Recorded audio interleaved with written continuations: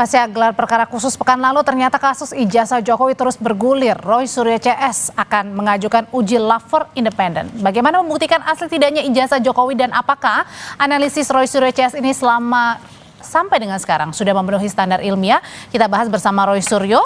Selamat sore, selamat malam Mas Roy. Ya, malam Mbak Adri. Ada juga kuasa hukum Joko Widodo, Rifai Kusumanegara. Bang Rifai, selamat malam. Malam Mbak, malam semua. Ya. Dan hadir juga bersama kami pakar psikologi forensik Reza Indragiri. Mas Reza, selamat malam. Halo, selamat malam. Ya, saya mau ke Mas Roy. Mas Roy, saya pikir di akhir penghujung tahun 2025 udah selesai nih kasusnya karena ada gelar perkara khusus minggu lalu. Tapi kok sekarang lagi-lagi ada permintaan baru nih, ingin uji lapor independen oleh BRIN atau UI. Apalagi sih yang mau dicari? Ya, karena begini, ketika malah gelar perkara khusus 15 Desember yang lalu, begitu lihat ijazah seperti ini ya, ini yang maunya disebut ijazah, begitu lihat fotonya, waduh langsung itu bisa jadi bab baru dalam buku baru lagi itu sebenarnya. Emang apa lagi temuannya? Foto ini sangat-sangat tidak pas atau sangat tidak tepat kalau dikatakan dia sudah berusia 40 tahun lebih. Oke. Sangat tajam, sangat kontras, dan sekali lagi saya harus bilang, saya pernah bilang di Kompas ya, saya itu bukan orang yang baru motret kemarin sore. Sejak tahun 77 saya itu udah pegang kamera. 77 loh, saya SD itu udah pegang kamera. Kemudian SMP saya udah pegang kamar gelap. Jadi kita terbiasa melakukan enlarger dan lain sebagainya. Dan tadi yang dikatakan Pak Budi tadi, Kombes Budi selaku Kadif Humas ya. Apa yang ada dalam buku yang ada di tangan saya ini ya, yang ini 700 halaman loh Pak Budi. Jadi silahkan baca dah kalau memang belum baca.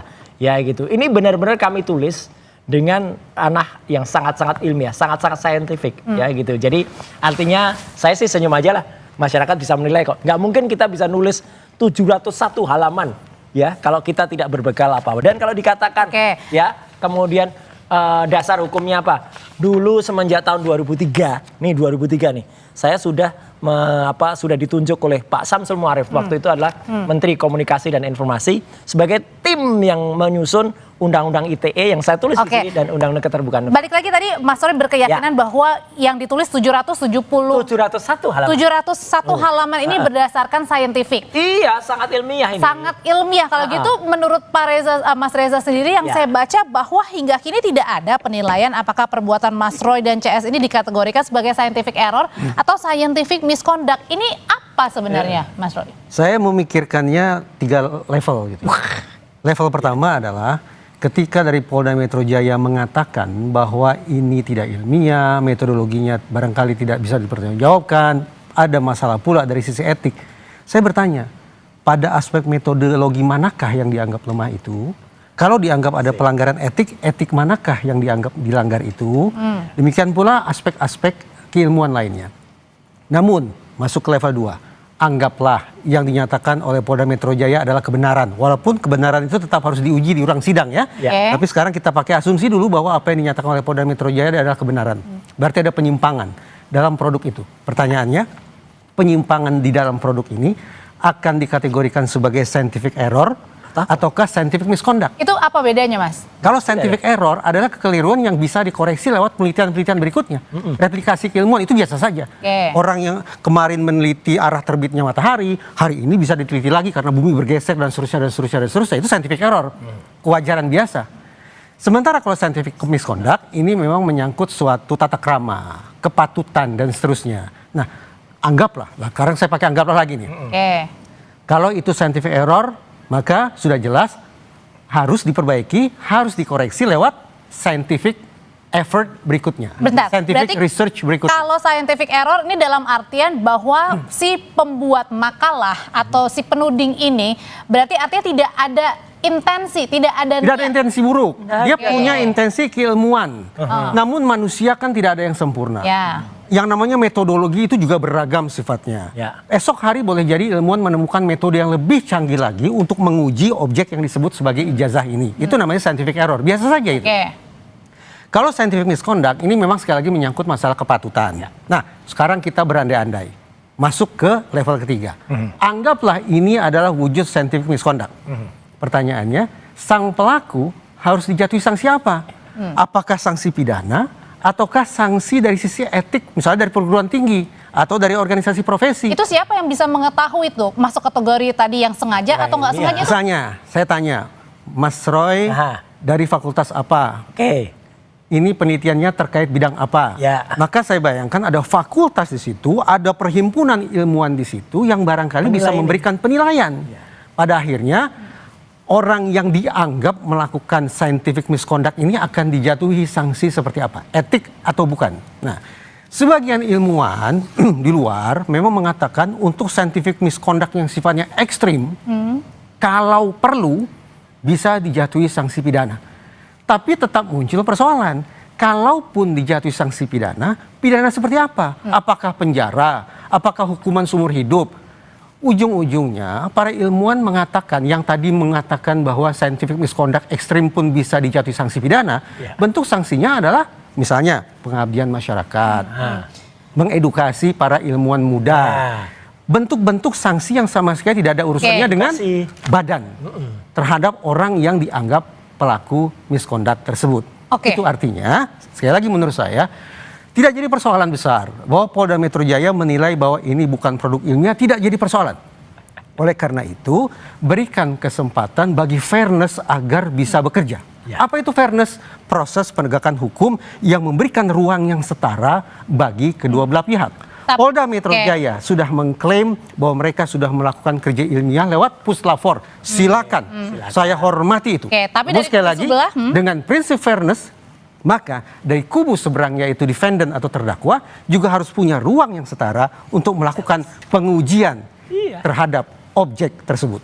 Tapi kalau dari menurut Bang Rifai sendiri sebagai kuasa hukumnya Pak Jokowi, ini masuk yang mana tadi? Apakah memang benar-benar unsur ilmiah tadi? Apa ada yang justru memang sengaja untuk melewatkan unsur-unsur ilmiah itu sehingga ada mungkin saja ya ada intensi di situ?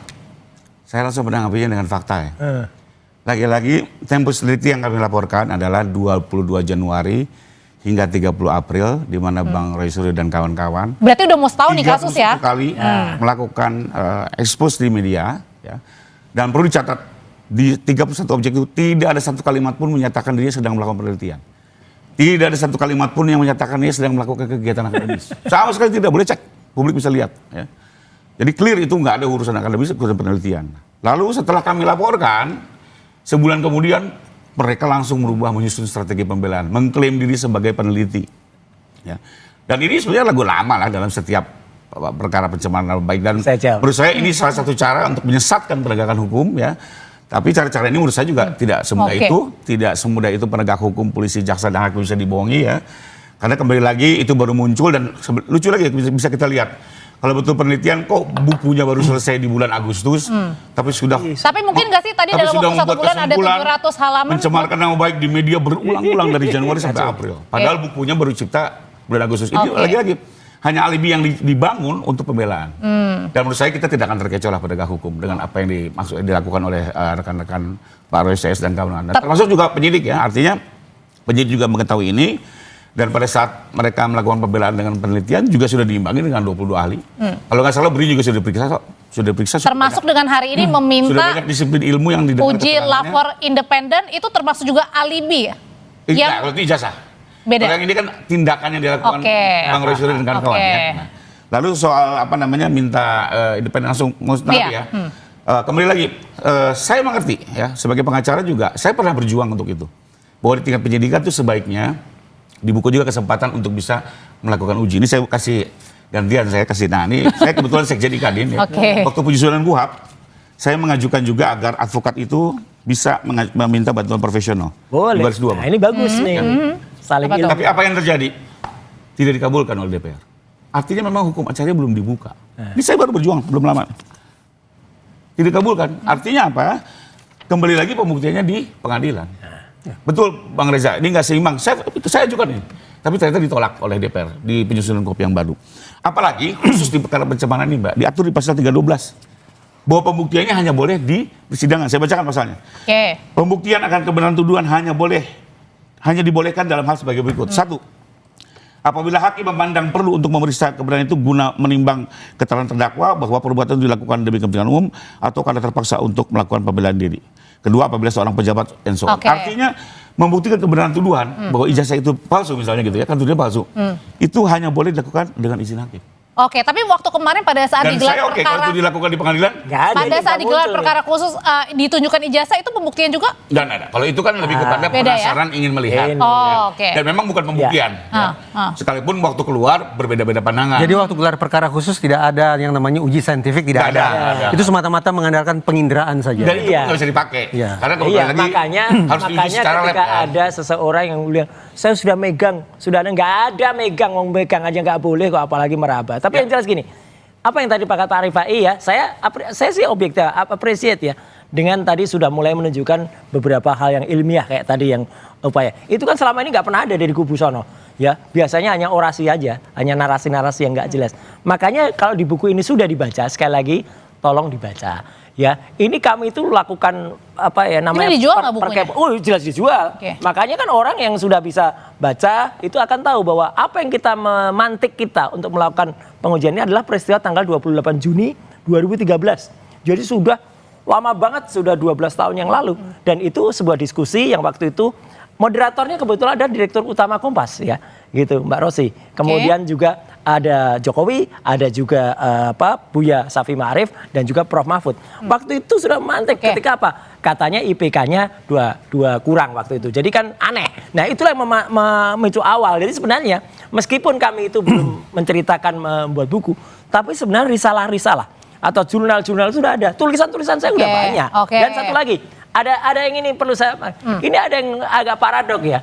Tahun 2005, kenapa saya berani menuliskan soal apa namanya undang-undang ITE, undang-undang keterbukaan informasi publik. Saya waktu itu yang justru memberikan pemaparan ini ke Mabes Polri. Ini piagamnya, sertifikatnya dari Mabes Polri Divisi Humas.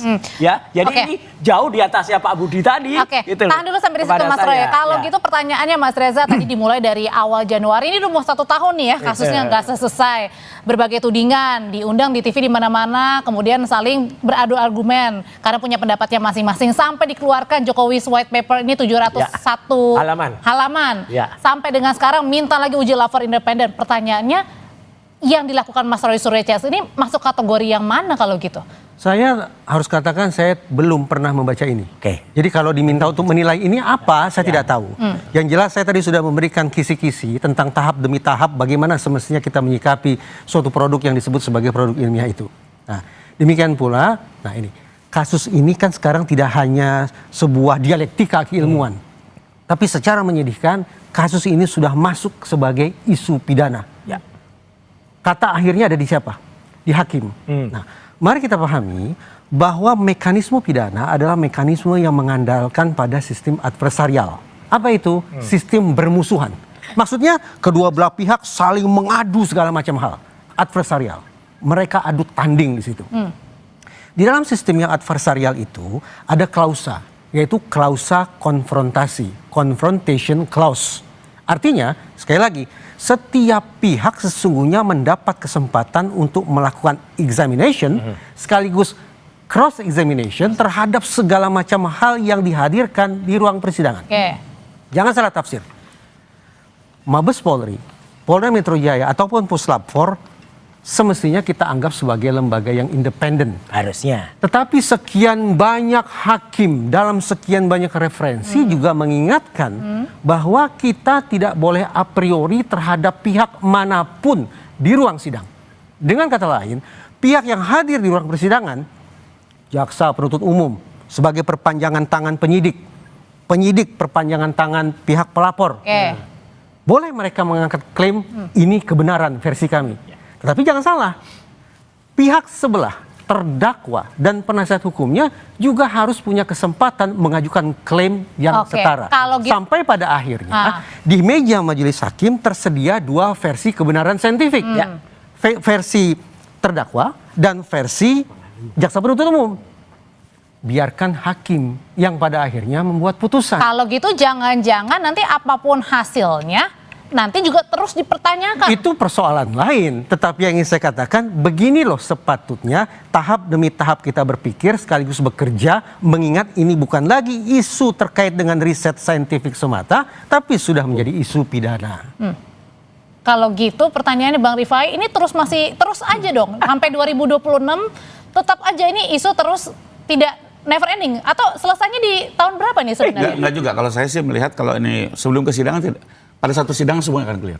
Sebelum persidangan? Enggak, sebelum persidangan terus akan seperti ini. Oke. Berdialektika tanpa ada ujungnya gitu ya. Tapi kalau sudah persidangan semuanya clear. Kenapa? Karena di situ memang dimungkinkan di pasal 312. Jadi penasihat hukum Bang Roy Suryo tinggal memintakan. Berdasarkan pasal 312, saya minta lakukan uji ulang. Dan kami sendiri nggak ada masalah loh. Mau diuji ulang oleh BRIN apa UI, karena kita yakin tidak sih, siapapun juga kita oke. Sepanjang dia independen. Sepanjang independen ya. Tapi kemarin keberatan kalau Bang Roy Suryo yang melakukan pemeriksaan. Oh ya nggak mungkin. Itu ridiculous. Oke. Tapi kena. Saya kasih perumpamaan ya. Ini saya nggak berlebihan bahwa memang di proses penyidikan tuh nggak bisa. Saya kasih contoh. KPK itu dalam menuntut seseorang menentukan kerugian negara. Siapa yang mengaudit? BPKP. Saya sebagai tersangka bisa nggak? KPK, coba saya minta semua dokumen kementerian. Saya mau audit pakai auditor swasta. Pasti ditolak. Karena KPK tetap hanya bilang satu lembaga yang bisa menghitung BPKP. Begitu juga di penyidikan saat ini. Satu lembaga yang bisa menguji adalah lapor. Mereka juga punya ISO 17.000, 2005 dan segala macam ya. Punya kalibrasi alat dan segala macam. Tapi oke lah, taruhlah kita beruji. Itu di persidangan sangat dimungkinkan. Oke, kalau gitu pertanyaan selanjutnya. Kita agree aja kalau di persidangan ya. Oke, pertanyaan selanjutnya adalah kenapa dari tim Mas Roy Suryo CS ini menginginkan uji lapor independen? Apakah tidak percaya sama Mabes, sama penyidik? Nanti dulu ya Mas, saya juga tetap bersama kami, tetap di Sapa Indonesia Malam. Nanti menarik.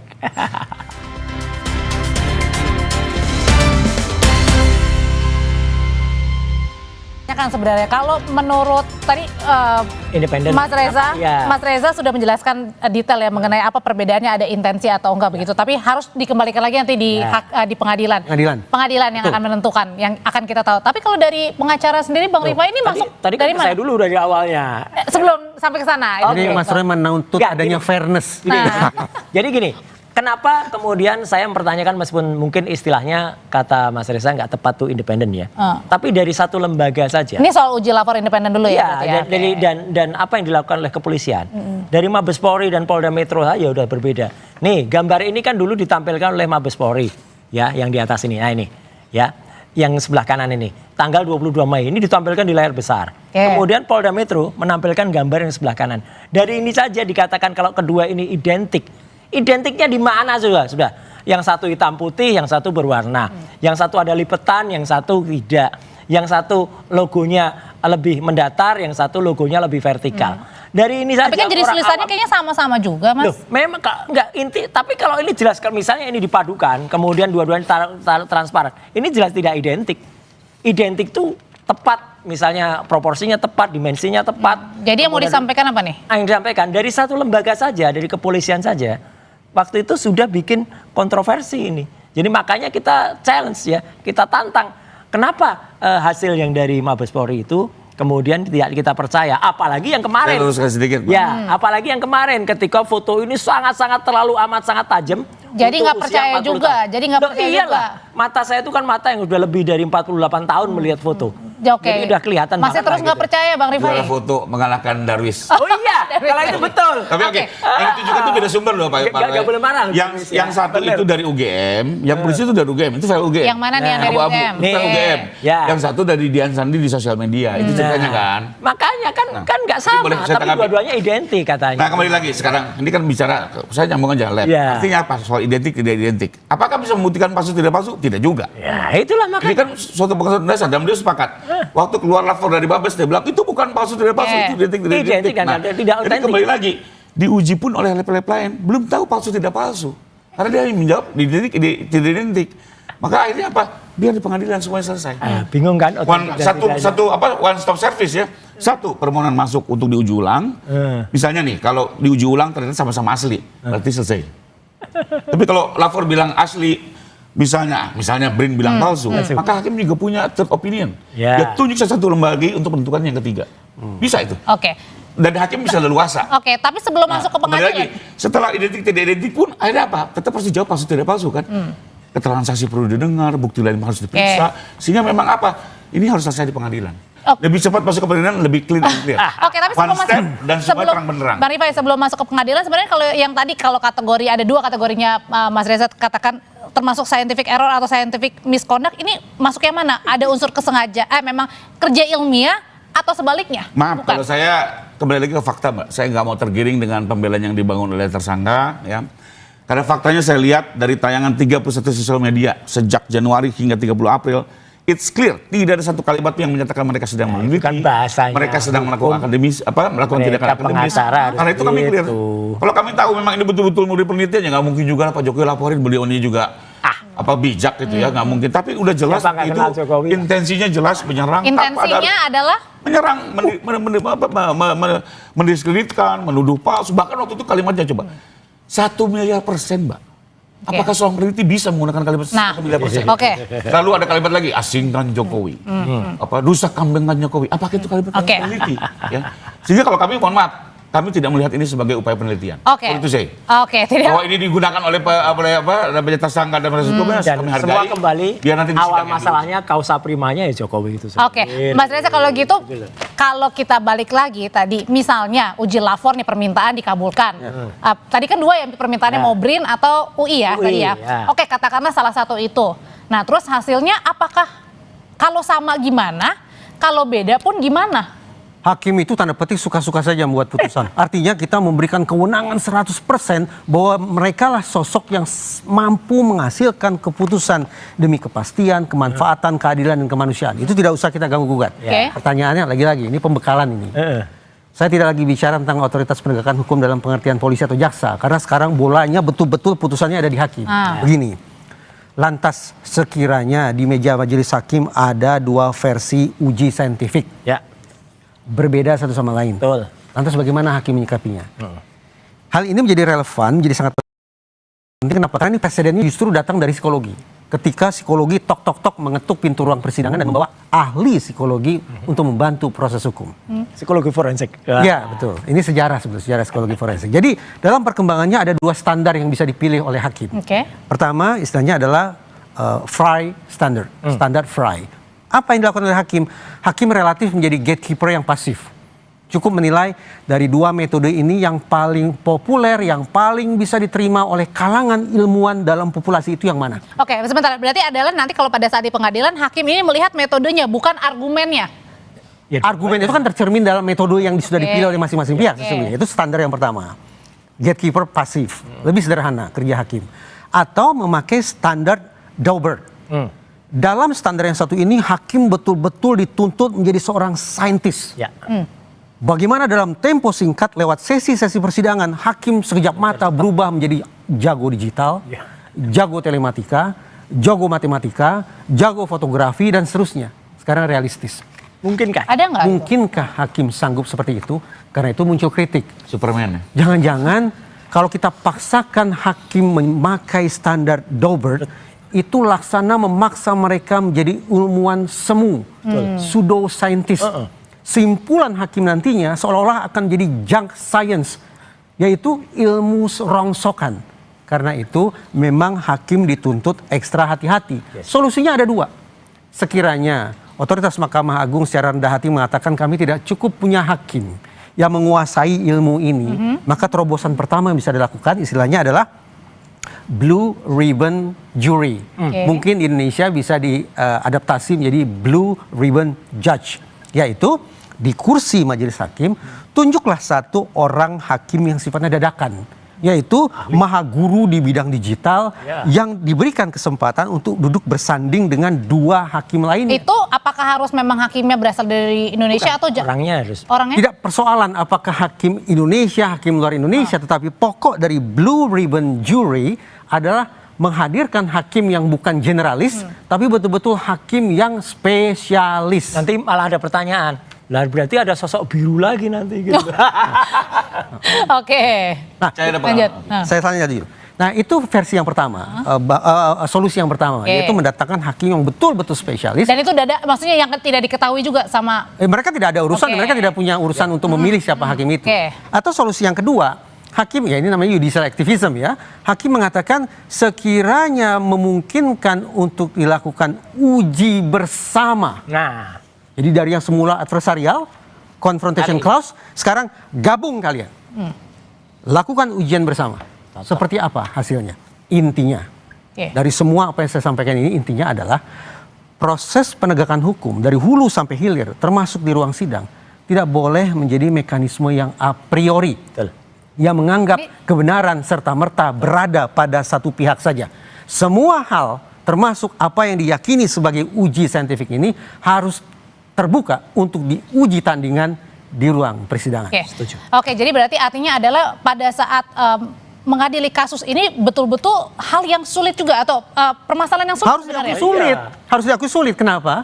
Ya, ini dengan segala Bukan rasa sulit hormat lagi, sangat saya. sulit ya, Mas? Dengan segala rasa hormat saya ke Bapak Ibu Hakim ya, karena kebetulan saya mengajar di Pusdikat Mahkamah Agung.